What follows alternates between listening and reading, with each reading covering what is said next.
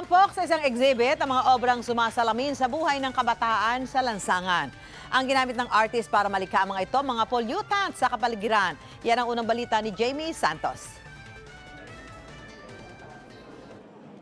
Pinapakita ng mga artwork na ito ang bawat ngiti, saya, kainosentehan at buhay ng mga kabataan sa kalsada. Mga batang ang tingin sa kalsada ay playground. Di alintana ang panganib na kinakaharap nila sa polusyon sa lansangan. Ang nasa likod ng mga obrang ito, si JC Vargas, artist at environmental sustainability consultant.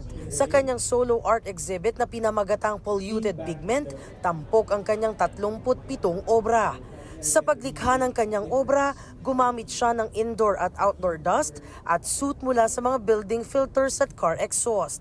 Binigyang buhay ng mga nakamamatay na pigment na ito ang obra ni Vargas. Ito yung tinatawag na parang invisible killer. Hindi natin siya nakikita. Kaya tingin ko hindi siya pinapansin. Yung pagbabike ko, pupunta ng opisina, binabaybay ko yung EDSA. Doon ko na-realize na kung ako nahihirapan huminga for several minutes, what more yung mga bata na 24/7 na nasa kalsada. Inabot ng 4 hanggang 5 buwan ang paglikha ng artwork ni Vargas. Kwento niya, habang ginagawa niya ang bawat artwork, kinailangan niyang magsuot ng face mask at gloves. Kung ginagawa ko siya, hindi ko siya naamoy pero for several minutes, sumasakit yung throat ko. Makikita raw doon ang panganib sa kalusugan ng air pollution sa mga kabataan sa lansangan. Tayo mismo kaya natin gumawa ng paraan na simpleng bagay para malesen yung air pollution sa Metro Manila. Parte ng kikitain ng exhibit ay mapupunta sa isang organisasyon na tumutulong sa street children.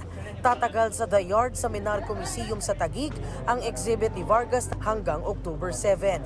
Ito ang unang balita. Jamie Santos para sa GMA Integrated News.